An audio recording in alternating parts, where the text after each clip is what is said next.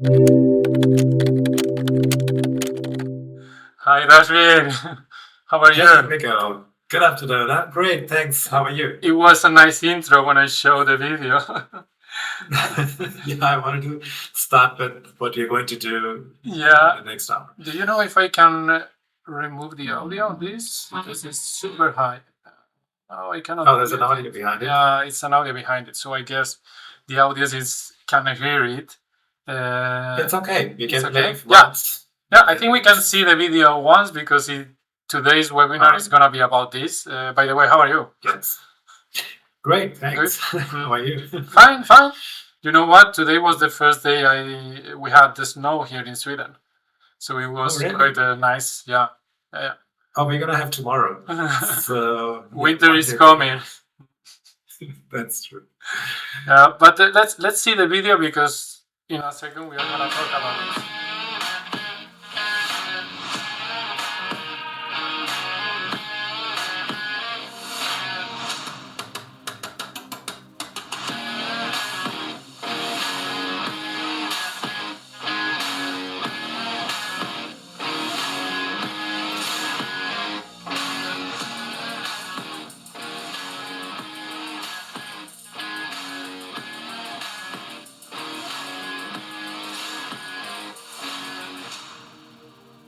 Cool.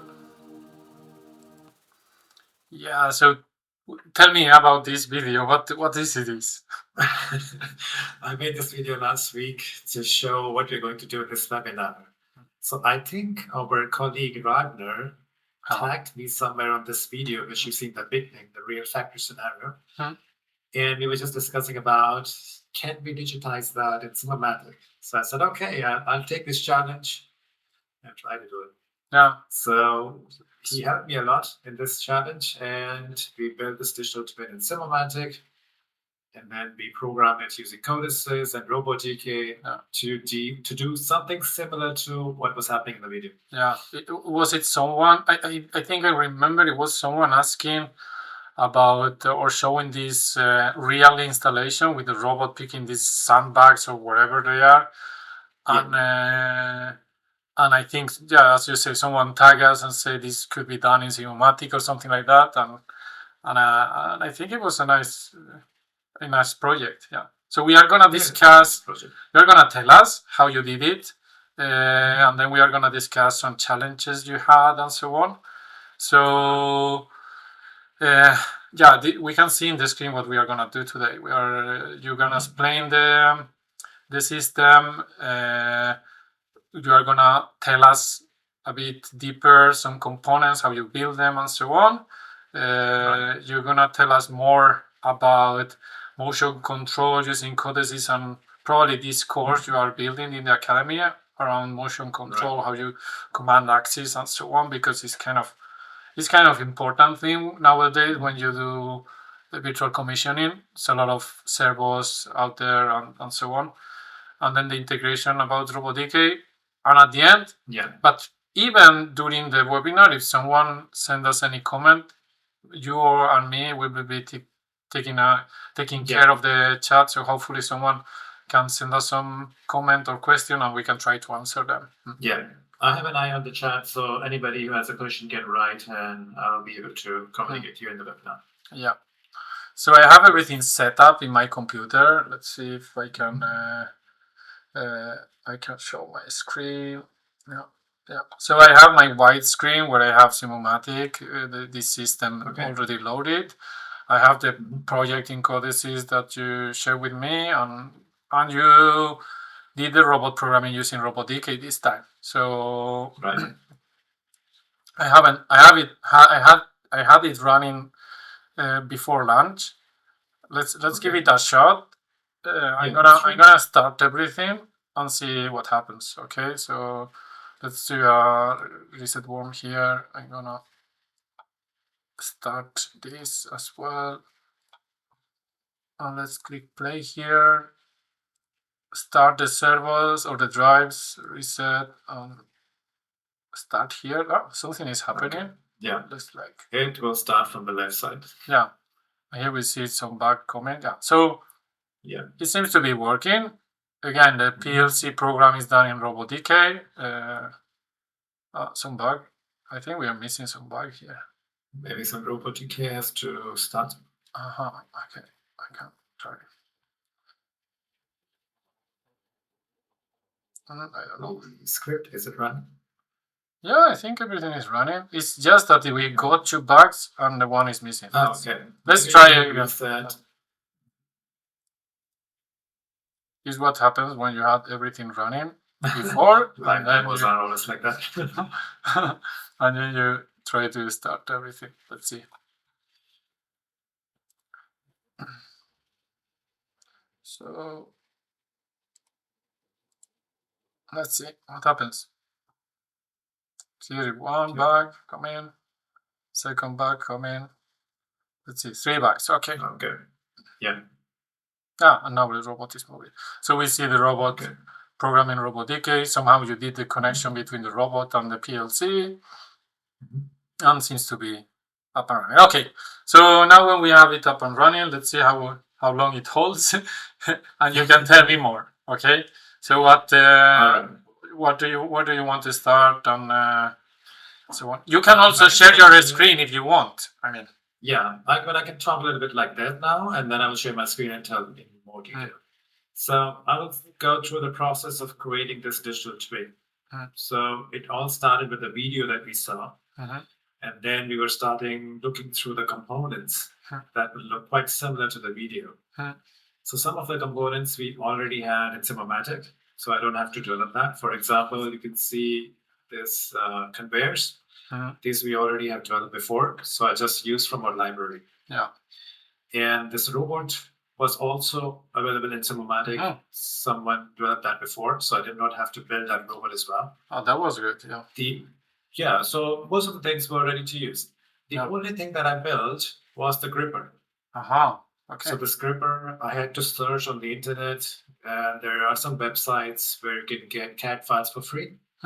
So I just find out this gripper. So my process was to get the 3D data of the gripper, and then I imported that in Simumatik, write some Python script to define some motion, and then I connected that to RoboDK for movement, opening process. Yeah, and I will say what you did is probably the most effective way of building if you don't care that much about how the model looks like and you are looking more about the functionality, because if you can reuse components that we already have in the library or just maybe adapt them, maybe I think you actually took some conveyor and you make it a bit shorter or whatever, and these kind of things are pretty simple. Maybe we can actually show what you did, and it saves you a lot of time if you don't care that the model looks exactly as the real thing. And this time we were not about, or your idea wasn't to create a exact replica because we didn't have access to the real system either. It was just to demonstrate that you can do some similar application pretty quickly in Simumatik. So yeah, I think it was the way to go. I just visually saw that there are some sensors and the steps of operation and how the gripper is opening, and I made the code in CODESYS. I mean, if you are digitizing your own process, you have the PLC code, you have the all IOs, and you can do it much quicker. But I just see visually, and I was just realizing that, okay, there are some sensors to stop the bags, and the grippers coming, closing, and then going there and opening one by one. See? Yeah, you more or less figured out. You figured out what was going on. Yeah, exactly. Those conveyors here are, as you say, some conveyors we already had. I guess this one is actually one of the conveyors you just tilted a little bit, right? I shrinked it a little bit. So I just changed the scaling of that. And these conveyors, I have to just modify that because we had 2 meters conveyor. It's heavy duty. Yeah. So I have to cut it in Blender and make it 1 meter. Yeah, let me see. Yeah, we can pause this. We almost fill the box. Let me see what. Yeah, this is what you call 1 meter conveyor, and then we have these 2 meter conveyors, and then we have these heavy duty conveyors. And I think what you. I can share my screen if you like, because here you see much smaller. Yes, let's change. and we can share your screen. Let me do like this. Yeah, I can actually prepare so we can also share your full screen. But if you want, maybe we can do that. Sure. Let me check one thing. If we do this, this is my screen, but I think I can. Otherwise, it's fine as well. Yeah, I think I can do. Maybe I can do something like this.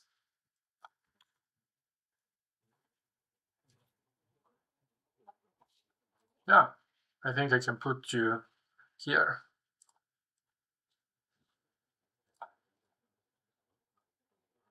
Okay. Yeah. Live studio editing. Yes. This is online, man. Right. So that's the system. Hmm. So I can just show you quickly what it consists of. So we have this robot here, the main guy here who's doing all the operation. So we are using Fanuc M410. So inside this robot, the important part was because I faced some challenges. The challenges were that robot was shaking and conveyors were shaking because of the physics. And what we did, this robot, if I go to the component page, the editor, you can see the links and inertia, and I disable the calculate local inertia. This helps us to stabilize the system because it will not calculate the inertia. Yeah, and this is even more important if you have collision shapes in the links, because the way the physics engine calculates the inertia is taking the collision shape and the massa, and with that it calculates the inertia vector and so on. But like in this case, we define the massa because we want the link to be movable, otherwise it will be static. So the massa cannot be 0, and we don't need collision in this case for the arm, for the different links. So basically, not adding a collision element to each of the links and disabling the inertia calculation, we are saying that the inertia is just the unitary vector that we have in the inertia parameter, and that we keep things simple. Yeah, but I think one of the main issues regarding the stability, we can show it actually, is regarding the size of this robot, because this robot is huge. It's a huge robot, yeah. And you can show maybe the settings in the physics, how we have this parameter called the physics scale. Yeah, let me move you a little bit because I think you are just on top of this parameter. Yeah. So here is the parameter, physics scale. This I reduced from 10, which was the default value, to 1. Yeah, and this is a long story, I can say, because we have been dealing with different kind of models for all these years with Simumatik. And for those that have been looking to the different public systems we have this kind of educational systems model with scale production systems where you have very little pieces moving in little conveyors and so on. And then we have this kind of industry size systems. Okay. And in the beginning of Simumatik, when we started to model this little scale educational system, we had a lot of issues with the physics engine because these little pieces were super unstable. Okay. So we had to take a decision and look into the forums and contacting the physics engine developers and so on. We end up taking the decision of scaling up everything 10 times to make these little systems more stable. So basically 1 centimeter becomes 10 centimeters and so on. Or 1 meter, but 1 meter becomes 10 meters. And the problem is that with this 10 times scale, when you start building such a big systems with this huge robot, it starts to be too big with too big momentum and torques, so it makes the system more unstable. So the solution is basically that from the next version of Simumatik, we will be able to save these settings with the system, within the system. So you can adapt the physics settings to the system, and then they will be saved. So whatever setting you have, you will, each time you open the system, it will show like that. It will use those settings you use when you save it. So the recommendation from now is that when you are building systems that are quite big or big scale, you can go easily to 1:1 scale with the physics. One type 1, like you did, and actually like I had when I demonstrate the system up and running. But still, we will can show a demo if I can how it reacts. Yeah. You can have 10, which is the default value. Let's try that. And let's click play, and you will see how everything expensive. Is like, and it's because it's so big and it's so much torques and so on. And then suddenly, when you go back to 1, everything gets way more stable. Right. So it's so robust. But again, it's good to have this variable, because in small scale systems, we really will need to use that 10 or maybe 5 and so on. But that allows us to keep the visual size in the workspace. But then what happens is that when everything is computed in the physics engine, everything is a scale up and so on. To make it more stable. So that's the long story for that. But it's good that our audience and users know about that feature. There are a lot of other parameters there that people can play with. The CFM and the ERP that we see there, and these kind of parameters you can read the descriptions and you can play with them. We recommend to keep them like that in the default values, but you can play. And I think in some webinar we actually talk about the physics time the time resolution. Time relation. So you can slow down or speed up a little bit the emulation. Right. Okay. Yeah. So I guess that was one of your main challenges, right? This was the main challenge. Stability. And another thing which I did which helped a little bit, when you see these conveyors, heavy duty conveyor and this light duty conveyor, they're almost touching each other. So during the motion, there was a possibility of collision, that they're colliding with each other, making the system unstable. So what we did, we add some collision groups. So this conveyor, if I show you heavy duty conveyor, component page, editor, here we have defined a collision group 2. So this conveyor has 2, and this conveyor has collision group of 1, I think. So when you have a different collision group, they are not colliding with each other. Group 1. This helps to solve collision problem. And this is because both are linked or constrained to the same link, the base, that axis that is moving. But in the physics engine, by default, 2 components or two bodies or 2 links that are connected to each other with a constraint or a joint, they do not collide between each other. But in this case, the 2 conveyors are connected to the same link, but not to each other. So they can actually collide with each other. So what you are doing is basically using the groups for filtering the collisions and telling, I don't care if these 2 conveyors collide, but I guess the sandbags or whatever is in the bags, they do not have any collision group, so they collide with everything. Right. And the main part here was how this whole system is moving on this conveyor. So we have on the bottom, you will see this component is called RoboDK. So if I open this one, so this is the component. So this component is basically consists of 1 joint and link. So if I show you the link, I can also hide it. So this part is the link which you see here. This is moving on this conveyor. And this is done using simple joint link. So here I have a joint, I have a joint motor. So to move this link, I'm basically changing the value of the joint motor value. So here this one. So this value is being changed from CODESYS using motion block. And that's how this link moves. And then this link is constrained with all other concepts. Exactly. Yeah. For example, the moving conveyors and the robot. And this has been defined in this constraint. So this one constraint has a fixed constraint. You can see child is a heavy-duty conveyor, which are one of these three. And the parent is the robot track.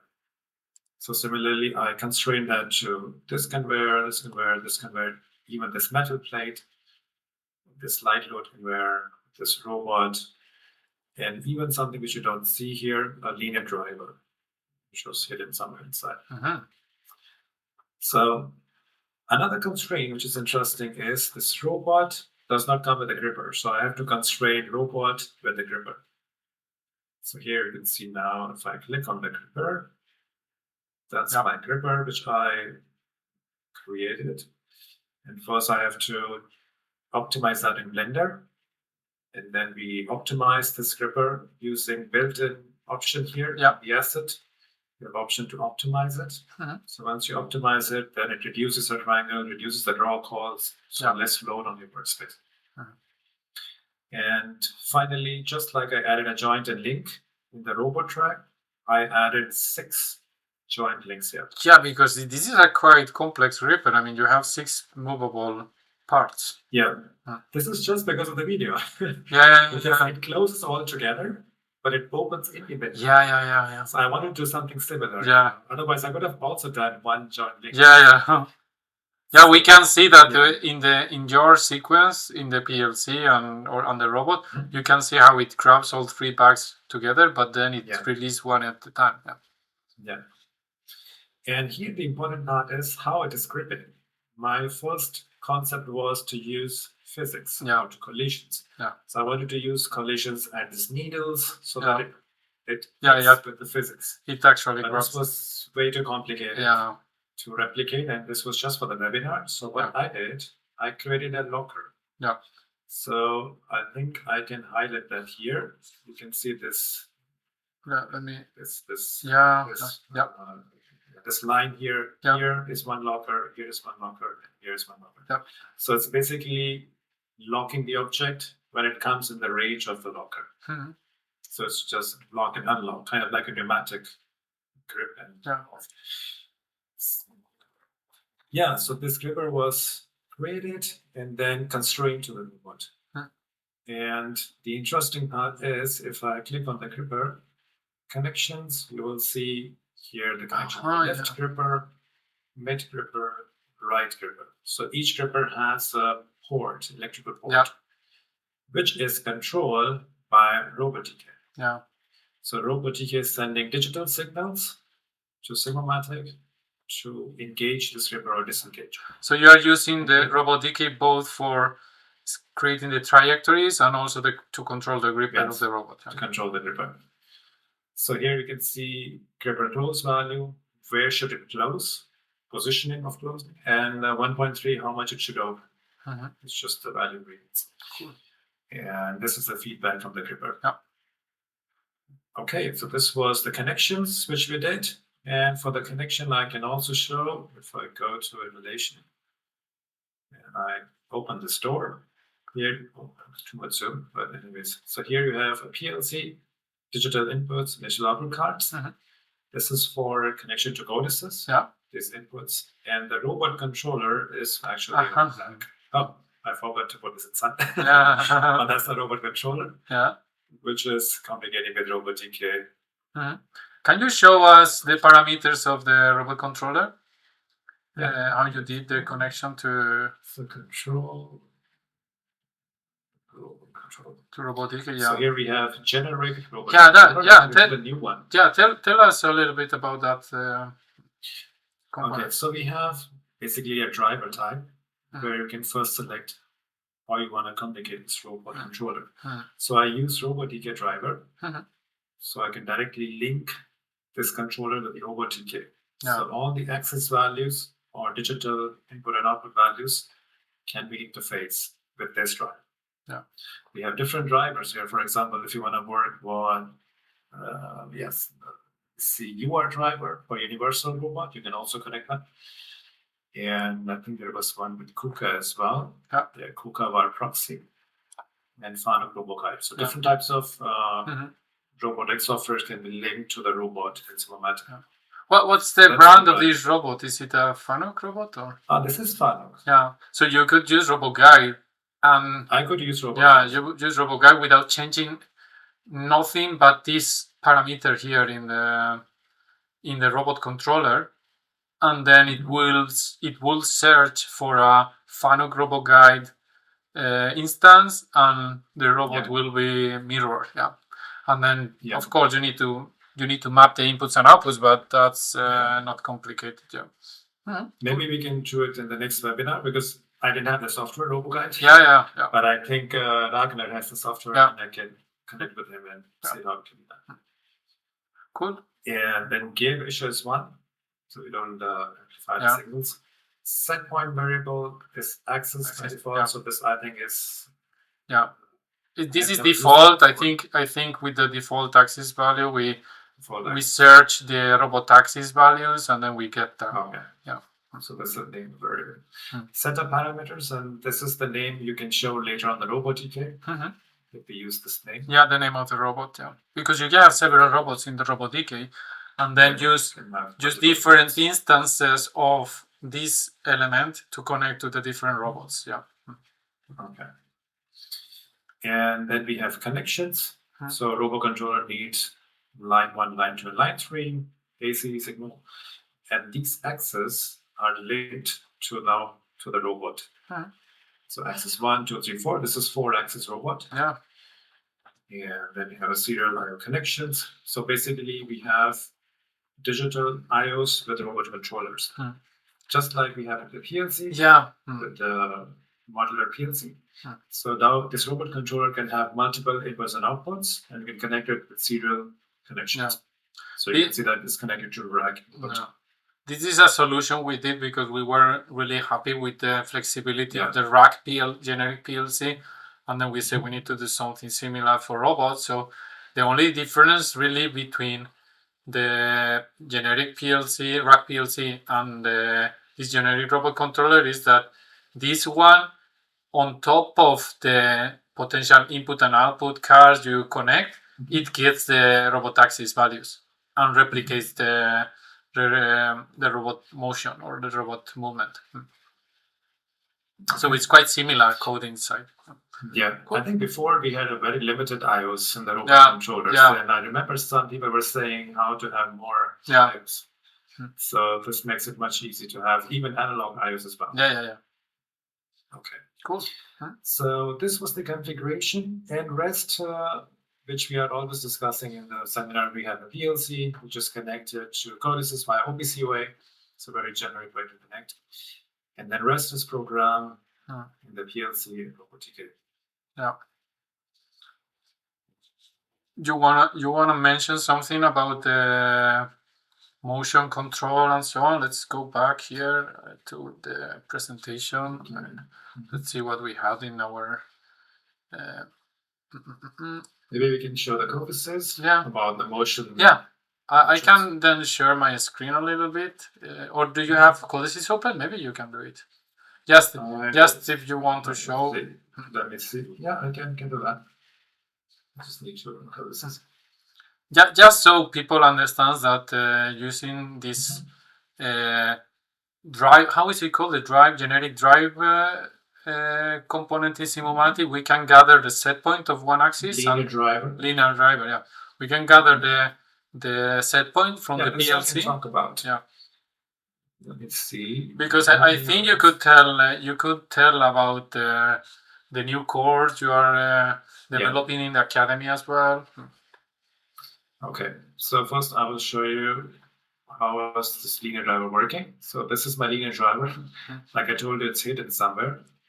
Just take it out. So here it is. So that's, oops, sorry. This is the linear driver.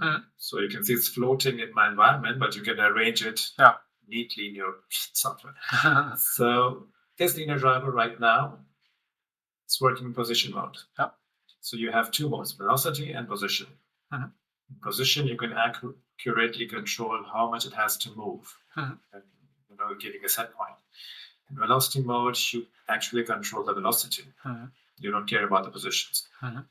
So I selected that in position mode, and then you will see actual position variable. Now this is the feedback. So what we are doing is we are sending a signal from CODESYS to move it at certain position, and then this linear driver is actually connected to my robot track. And robot track is giving a feedback back to the linear driver, and the linear driver send it back to CODESYS. So you're closing the loop somehow in Simumatik. Yeah, closing the loop. Yeah. So that's the actual position feedback. It's like a servo control. And then you have some axis relation. If you want to change the relation, if you send 10, it should be 20. Then you make it 2. We don't need to do that. So I keep it default 1.0. Driver type, I use OPC Lite. So you can also control it using Siemens PLC sim or anything that you find it interesting. Similarly, encoder relation is 1. We just read the same value coming back. We don't amplify or reduce the value. This is the important parameter, set point. So this set point is actually coming from CODESYS. Let me see. Now my CODESYS is open. I can open the project in Inra. And then you have setup parameters. That's the parameters for the OPCU server. In this case, OPCU server, depending the driver, you have different parameters. So if I change the driver type here, this will automatically update with the default value. And then you can just change the information. For example, if I go S7, then it changes the writing slot and IP address. So here you do OPCU environment. So that was the status parameter. And these are important connections. Now, if you see here, it says mechanical rotation input, so feedback. So how does it get the feedback? It is connected to RoboTrack 12M. So this RoboTrack 12M is having a feedback, which is going back to linear drive. That's the feedback. Then you have power connection, positive, negative, 24 volts, it's already got 24. And then this is the output. So it is giving output to RoboTrack X0. That's how it is connected. And now if I show you my CODESYS, so here I can show you my global variables. So I have my R-axis X and R-axis X act.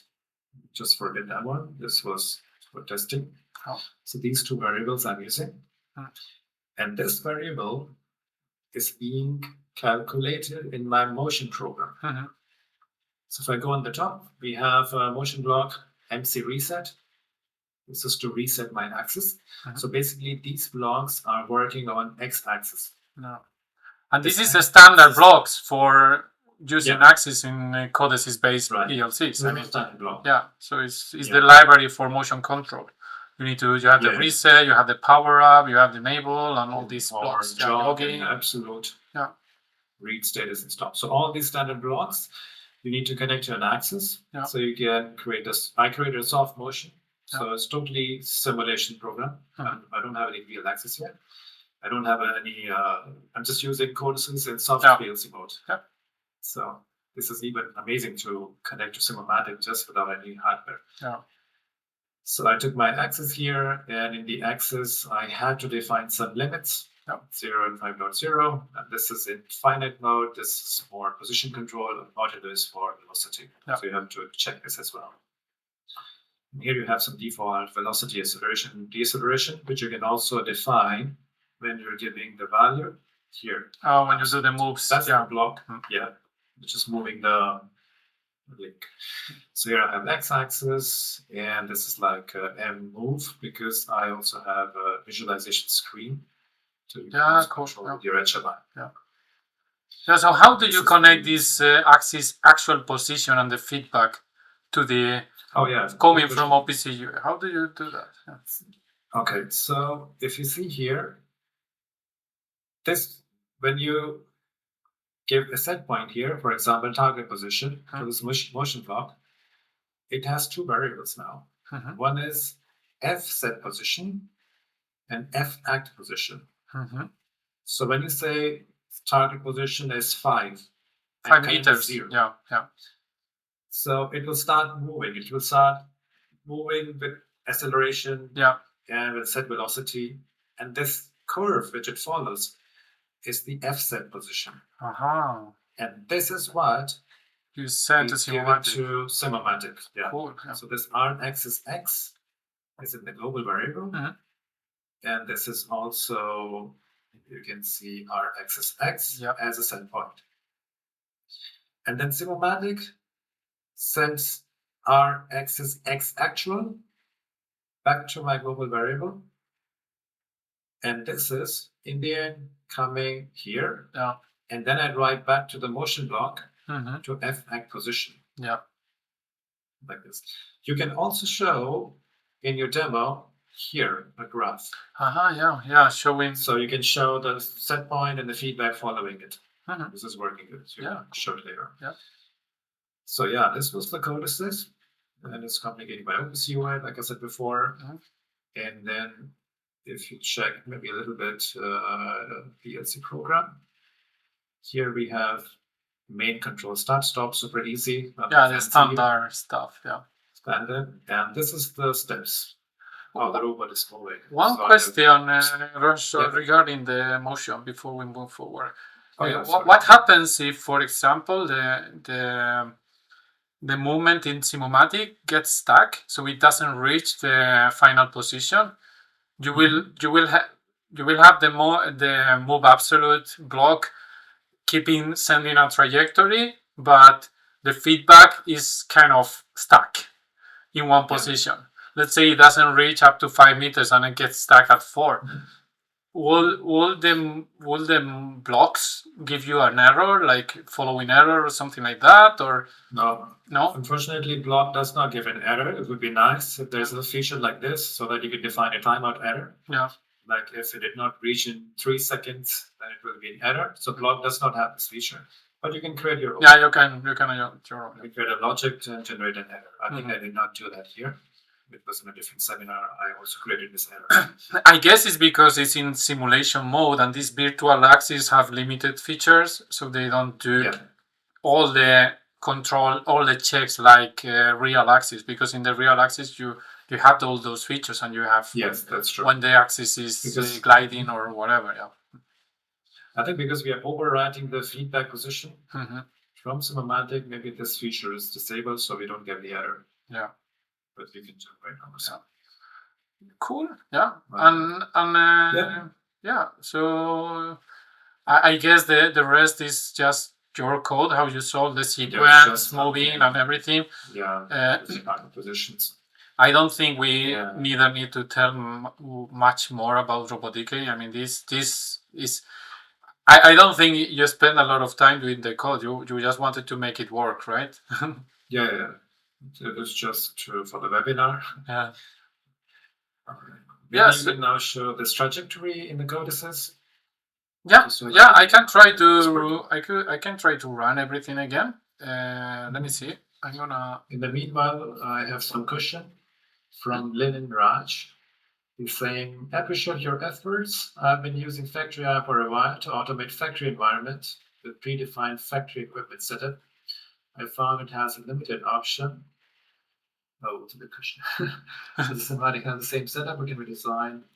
All right. So he's asking if we can design our own system in Simumatik. Actually, is what you did.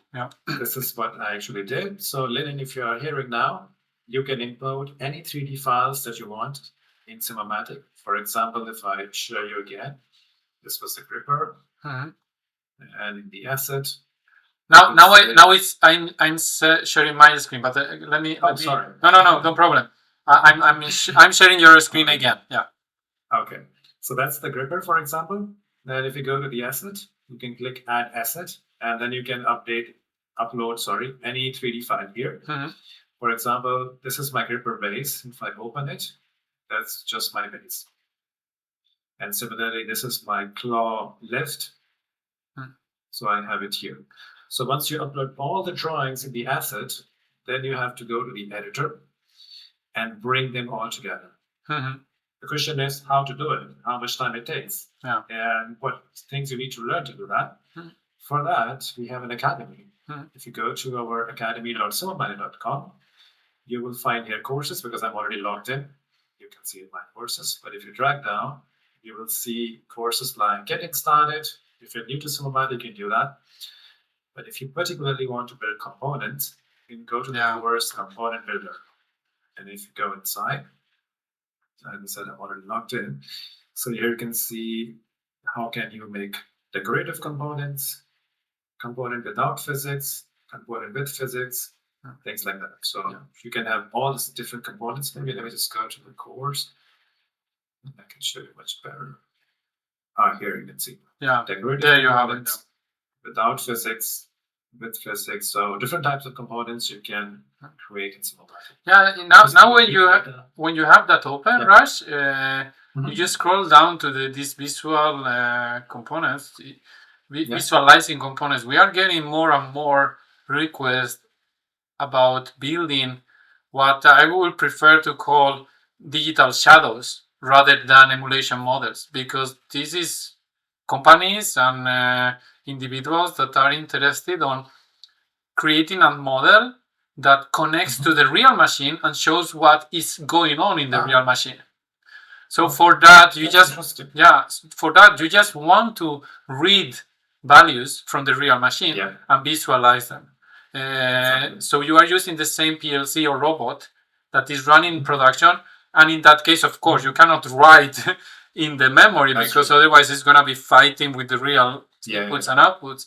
But you just read them, and then you can do some visualizations, and those are there. I think there we have some examples that are pretty cool animations you can do, gathering data from the model, from the real machine, and visualizing on the imported 3D models. Yeah. Okay.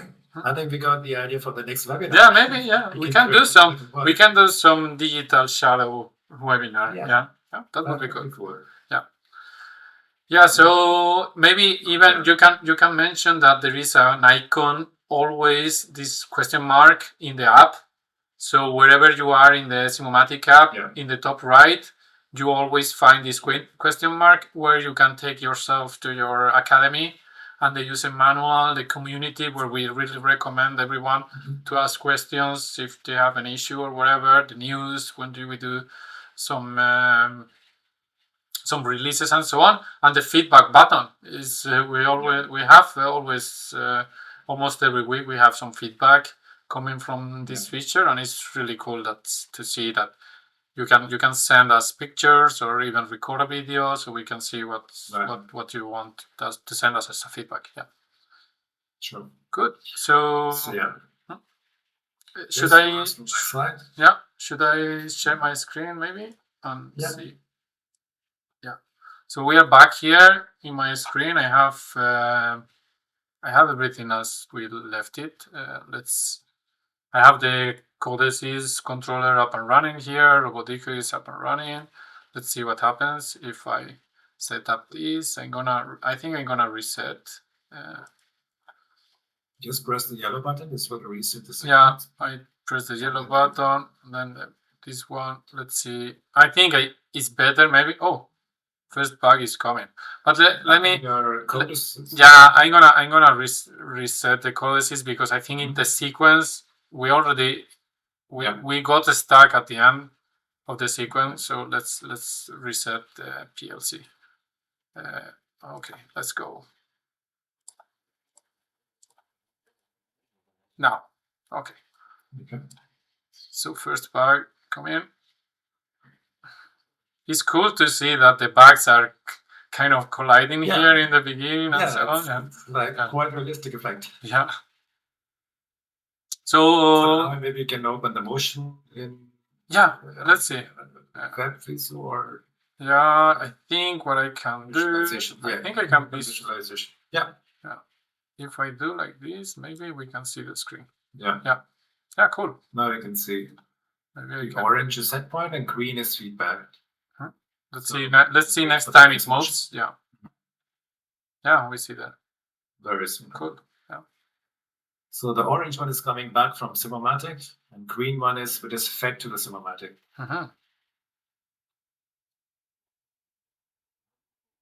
Maybe if you like, we can also jump into the VR. Yeah, So- I can. I think I already have. I have a video for those that missed our last webinar. Video. Now, when Simumatik is part of Virtual World, we can use Video, our other product, to connect to Simumatik. So I already created this session, Raj. I'm gonna What's the jump name in. of the session? It's called Plain Zebra, the Powdery Receptionist. Okay, let me see. Got it.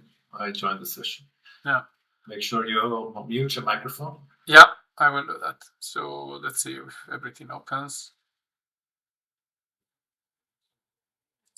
Yeah. So now Mikael is sitting in Sweden. Yeah. And I'm in Germany, and we are connecting via VR in 1 year. So let's see. I mute myself. I'm gonna host this session so you can join me. Yeah. And we will be able to see each other in video. And hopefully this robot cell. Okay. Yeah, I see you already. Yeah. Oh. Yeah, I'm trying to load. You are in the middle of everything. On the middle. But you can run the system, or is it? It's already running. Let's see. It's still loading. Maybe you are crashing with the robot, but yeah, I see. Like, there's no collisions, right? It's not fine. Okay, now it looks great. Let's see if I think it's still updating. Yeah. Yeah, now the bugs are coming. Oh yeah, it's updating because I see the bugs in my system. Yeah. Yeah, so this is video. So now suddenly you and me are in the same environment. You can see the results.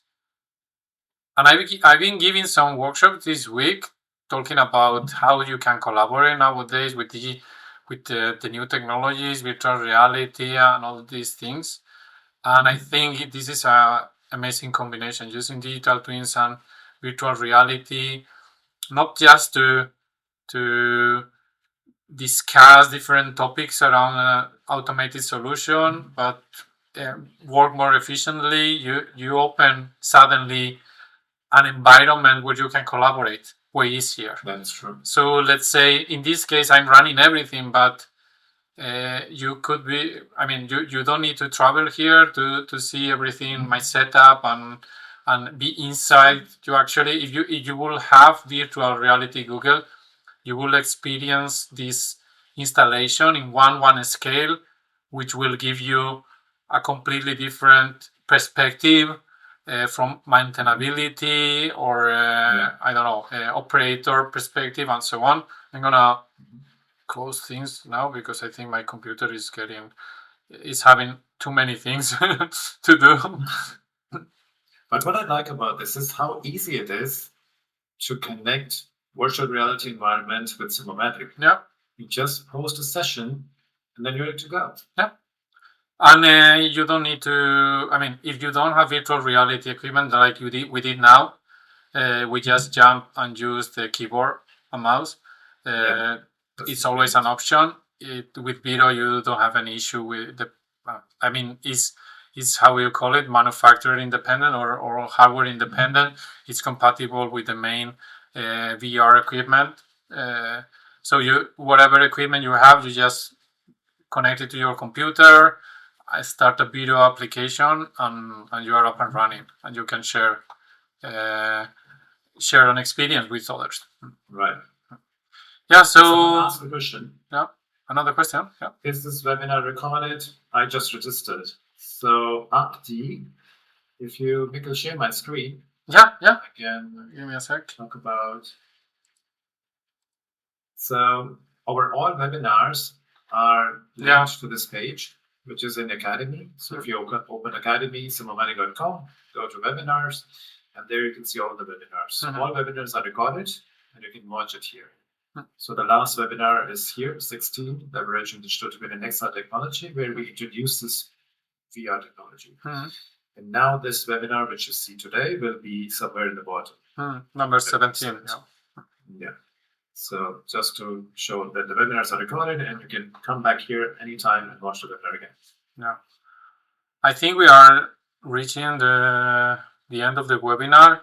I think just one more point I want to mention. Yeah, maybe. Let me check. We have this course. Yeah. Sorry. Which I'm building right now. Yeah.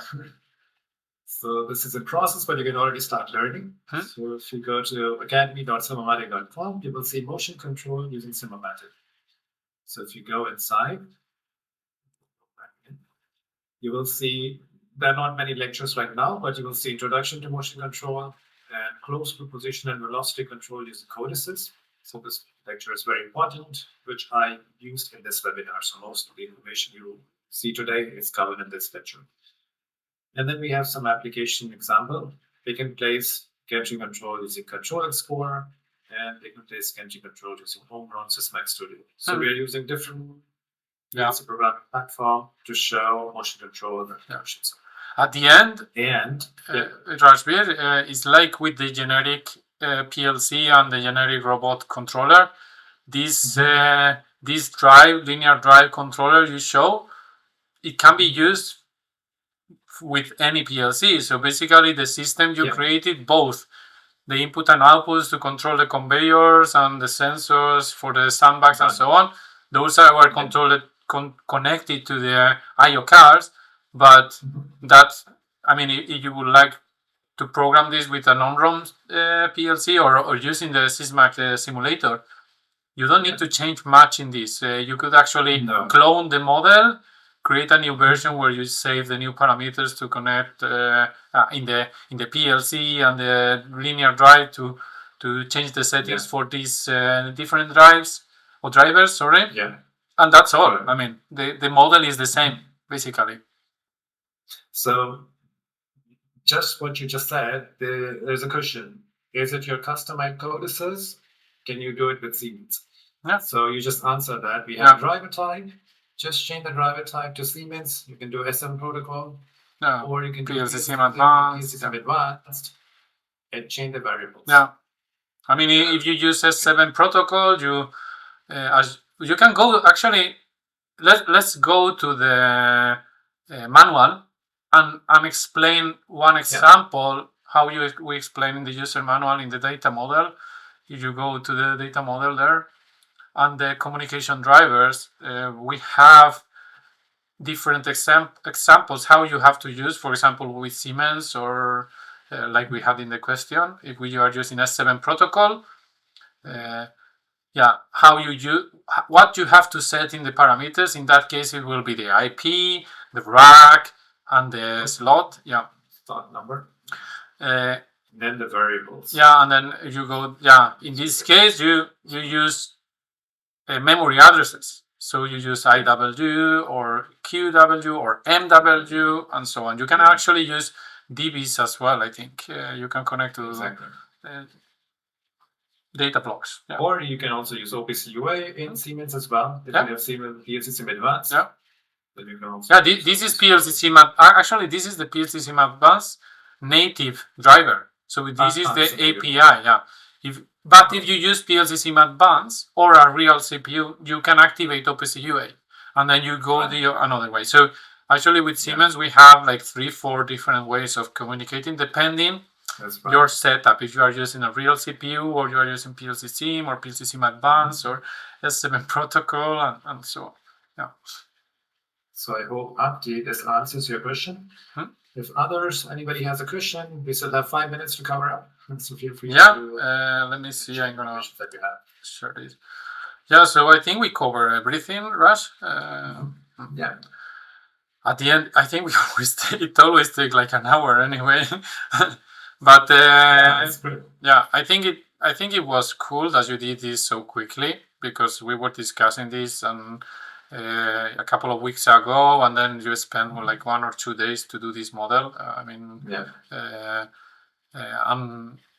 Of course, there are always some challenges, but there are different ways to solve it, and we are always our customers and users can use the support forum, so we can try to help them there as well. But I thought it was good to do the webinar related to this, because we could present some feature like the physics scale and so on, and how we think in when we solve different problems, so people understand our way of working. And sometimes you don't need to overwork things. I mean, if you can reuse components that are already in our library, you save some time. I mean, it's not that difficult to take a conveyor, modify the size. It takes just a few minutes, and you are up and running. I mean, you don't need to do everything from scratch. Yeah.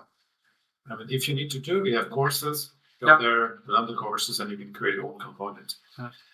There's one question. Abdi is asking, how could I be in contact with you both? So Abdi, you can contact us on LinkedIn. Or you can contact us by email. Yeah, you have LinkedIn is the best way. Yeah, you have the contact form in the website. We can share again. Maybe you can share your screen. Let me see. Okay. So you can go to simumatik.com. Let me see if I have it here. Yeah. You have a contact. You can contact here as well if you want to ask about the pricing or which license you want. Otherwise, we are very flexible to talk via LinkedIn. You can reach us via LinkedIn. Yeah, of course. Yeah. Great. Yeah, I think that was all from today. I would say it was a great webinar. Yeah, it was a good webinar. Thank you, Raj. So Thank you, see. Thank you for all who joined and spend some time with us. Yeah. Bye-bye. Okay, then have a nice time. Bye, Mika. Bye-bye. Bye. See you. Bye. See you.